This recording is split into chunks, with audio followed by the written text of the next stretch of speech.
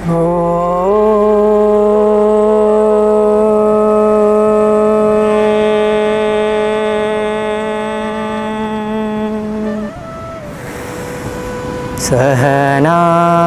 भवतु सहनौ भुनक्तु सह वीर्यं करवावहै तेजस्विनावधीतमस्तु मा विद्विषावहै।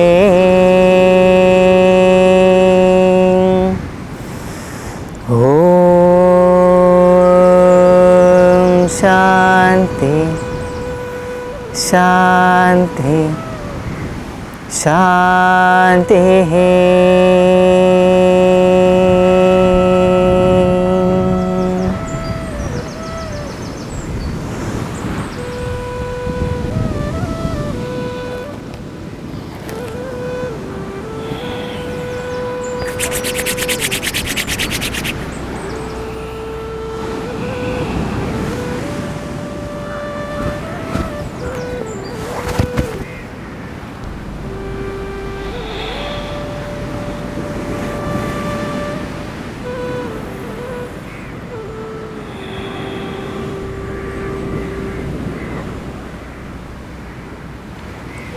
നമസ്തേ, എൻ്റെ പേര് അഭിജിത്ത്. എൻ്റെ വീട് ആലപ്പുഴ ജില്ലയിലെ മാരാരിക്കുളം എന്ന ഗ്രാമത്തിലാണ്. ഞാനൊരു 5 വർഷത്തിലേറെയായി ഈ യോഗ എന്ന ഒരു പാത്തിലൂടെ സഞ്ചരിക്കാനായിട്ട് തുടങ്ങിയിട്ട്. അപ്പോൾ അതിൽ എൻ്റെ അറിവുകൾ മറ്റുള്ളവർക്ക് പ്രയോജനം ചെയ്യപ്പെടുന്ന രീതിയിൽ കുറച്ച് ക്ലാസ്സുകളും എടുക്കാറുണ്ട്.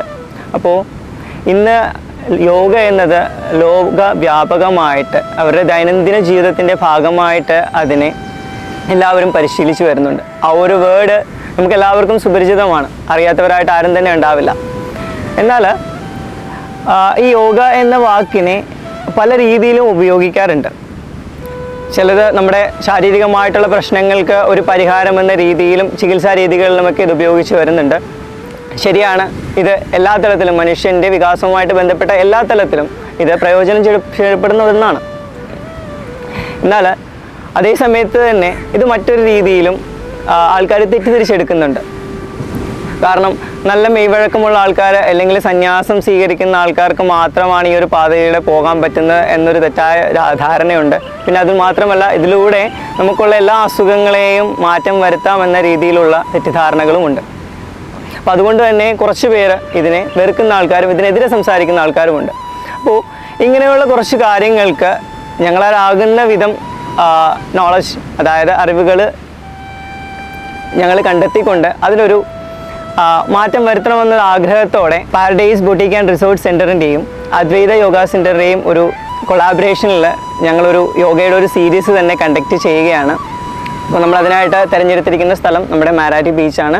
പിന്നെ നമ്മുടെ പാരഡൈസ് ബൊട്ടീക്ക് ആൻഡ് റിസോർട്ട് സെൻറ്ററിൻ്റെ പശ്ചാത്തലമാണ് നമ്മളിതിനായിട്ട് തിരഞ്ഞെടുത്തിരിക്കുന്നത്. ഉദ്ദേശ ലക്ഷ്യം ഇത്ര മാത്രമേ ഉള്ളൂ: യോഗ എന്താണ്, എന്തല്ല, അത് നമ്മുടെ ജീവിതത്തിൽ എങ്ങനെ പ്രയോജനപ്പെടുന്നു, ആർക്കെല്ലാം പ്രയോജനപ്പെടുന്നു, ഇതെപ്പോൾ ചെയ്യാം, ഇങ്ങനെയുള്ള കാര്യങ്ങളെ ഞങ്ങൾക്കാവുന്ന രീതിയിൽ എത്രയും സിമ്പിളായിട്ട് സാധാരണക്കാരനായ ഒരാൾക്ക് പോലും ചെയ്യുവാനും മനസ്സിലാക്കാനും സാധിക്കുന്ന രീതിയിൽ അതിനെ അവതരിപ്പിക്കുക എന്നതാണ് ഞങ്ങളുടെ ലക്ഷ്യം. അപ്പോൾ എല്ലാവരുടെയും അനുഗ്രഹം ഉണ്ടായിരിക്കണം. എല്ലാ ഗുരുക്കന്മാരെയും നമിച്ചുകൊണ്ട് ഞങ്ങളത് സ്റ്റാർട്ട് ചെയ്യുകയാണ്.